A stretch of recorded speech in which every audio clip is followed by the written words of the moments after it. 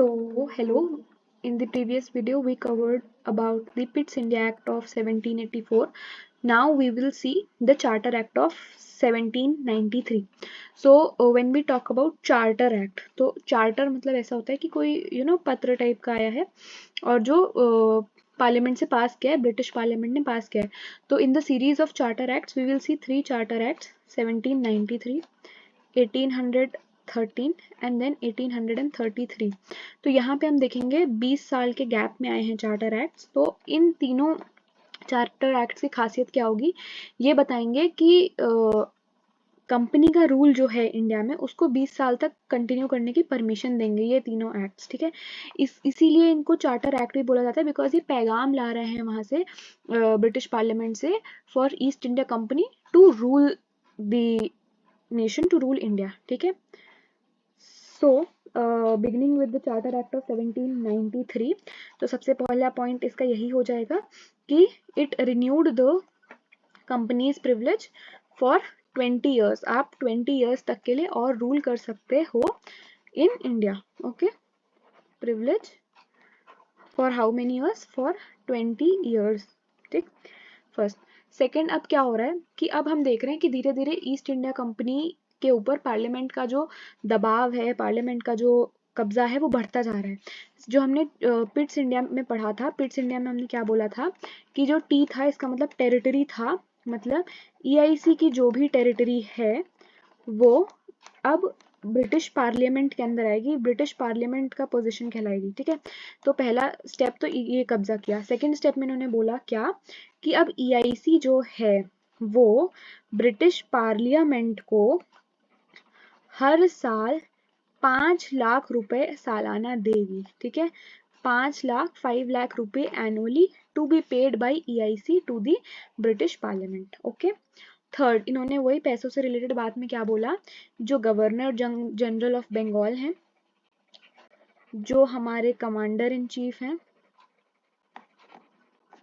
इनकी सैलरीज वगैरह जो है, इनकी जो सैलरी है वो भी आप इंडिया से ही जाएगी. EIC अपने इंडिया के जो रेवेन्यूज है उनसे भेजेगी. First thing. सेकंड, जो गवर्नर जनरल और कमांडर इन चीफ है, इन दोनों की अपॉइंटमेंट जो है, ठीक है, इन दोनों की नियुक्ति जो है वो कौन करेगा, वो अंडर रॉयल सील होगी. रॉयल सील मतलब by the order of the crown होगी. ठीक है, रॉयल सील. जैसे हम इंडिया में जब बात करते हैं कि CAG को अपॉइंटमेंट होता है, वो रॉयल सील, वो प्रेसिडेंट की सील के अंदर होता है. वैसे ही उस समय 1973 के एक्ट में बोला गया appointment of governor general plus commander in chief under royal seal होगा. एंड दूसरा, they can not leave India without the permission of the crown. ठीक है, विदाउट परमिशन आप नहीं लीव कर सकते हो. अब इसके पीछे का reason I will tell you. The reason behind this is,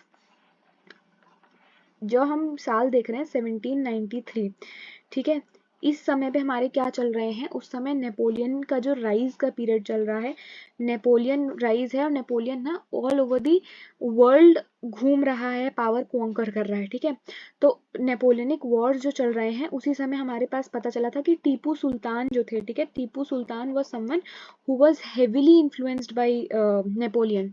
he was heavily influenced by Napoleon. As a result क्या हो रहा था कि देयर वर थ्रेट कि नेपोलियन शायद इंडिया पे अटैक ना करते. ठीक है, तो इसलिए इस चीज को संभालने के लिए, इस चीज से लड़ने के लिए, सिचुएशन को हैंडल करने के लिए बोल दिया गया कि कोई भी ऑफिसर जो है, specially governor general, commander in chief, छोड़ के नहीं जा सकते. आपका मौजूद रहना बहुत इंपॉर्टेंट है. ठीक है, तो ये हुआ हमारा प्रोविजन.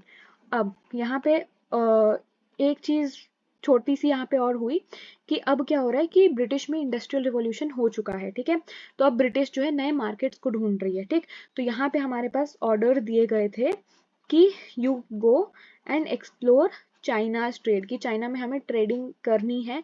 कैसे ट्रेडिंग करनी है, तो यहाँ पे EIC जो है लोगों को भेजता था चाइना, और मतलब इंडियन मर्चेंट्स को भेज सकते थे आप चाइना कि जाओ देख के आओ वहाँ पे उनके साथ व्यापार किस तरह से करना है. यहाँ पे ऑर्डर दिया गया कि you can go and explore China's trade, ताकि हम अपने जो है पाँव आगे पसार सके. ठीक है, तो बेसिकली यही 4 चीजें थी चार्टर एक्ट ऑफ 1793 में. Do revise it. I hope you find it helpful. Thank you so much.